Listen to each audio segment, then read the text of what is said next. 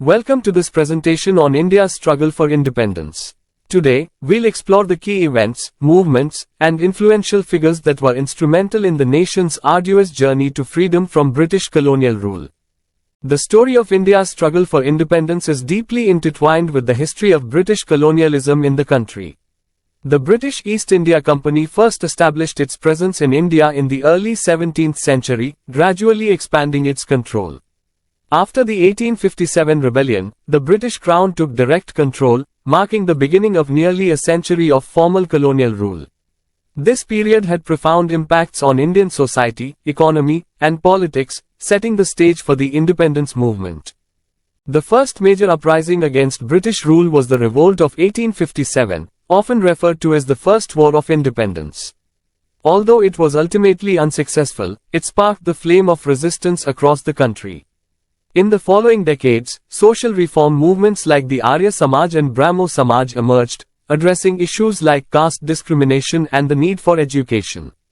The Indian National Congress was founded in 1885, marking the beginning of an organized political movement for independence.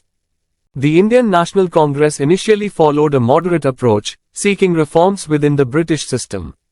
Leaders like Dadabhai Naoroji advocated for greater Indian representation in governance. However, by the early 20th century, a more radical faction emerged, led by figures like Bal Gangadhar Tilak, Bipin Chandra Pal, and Lala Lajpat Rai. The partition of Bengal in 1905 by the British provoked widespread protests and gave rise to the Swadeshi movement, which emphasized self-reliance and boycotting British goods. Mahatma Gandhi's entry into Indian politics marked a new chapter in the independence struggle. Deeply influenced by his experiences in South Africa, Gandhi advocated for non-violent resistance or satyagraha.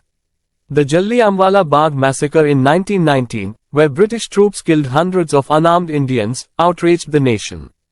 In response, Gandhi launched the non-cooperation movement in 1920, urging Indians to withdraw their cooperation from the British administration. This movement saw widespread participation but was abruptly called off by Gandhi following the violent incident at Chauri Chaura in 1922. The civil disobedience movement, launched in 1930, was a pivotal phase in the independence struggle. Gandhi's Salt March to Dandi, protesting the British monopoly on salt, became a symbol of resistance. The movement rapidly spread across the country, with millions of Indians participating in boycotts, protests, and defiance of British laws. The British were forced to negotiate, leading to the Gandhi-Irwin Pact in 1931, though the movement continued until 1934. The Quit India movement was launched by Mahatma Gandhi in 1942, during the height of World War II. The British had dragged India into the war without consulting Indian leaders, which fueled widespread anger. Gandhi called for an immediate end to British rule, coining the slogan, "Do or die." The British responded with mass arrests, including the entire Congress leadership, but the movement spread like wildfire across the country. Though brutally suppressed, it marked a turning point in the independence struggle, signaling the beginning of the end for British rule in India. While Gandhi led the non-violent resistance, Subhas Chandra Bose chose a different path.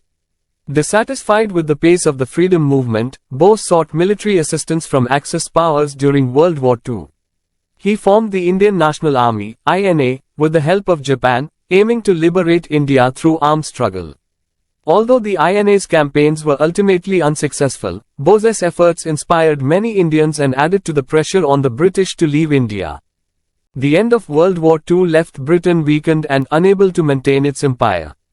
In India, the naval mutiny of 1946 and growing unrest across the country made it clear that British rule was unsustainable.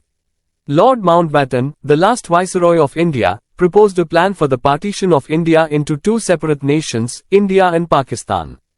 On August 15, 1947, India finally gained independence, ending nearly 2 centuries of British colonial rule.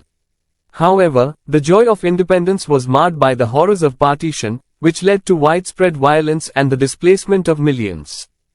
India's independence struggle was one of the most significant movements in world history. It involved the sacrifices of countless individuals who fought for the ideals of freedom, justice, and equality. The legacy of this struggle continues to shape India's democratic values and its role on the global stage. As we reflect on this monumental journey, it is essential to remember and honor the contributions of those who paved the way for the India we know today. In conclusion, India's struggle for independence was not just a fight against colonialism but also a quest for identity, self-respect, and justice. As we move forward, it is crucial to remember that understanding our history empowers us to create a better future. Thank you for watching. If you found this YouTube presentation is useful, please give it a thumbs up, share it with others, and subscribe to the channel for more insightful content.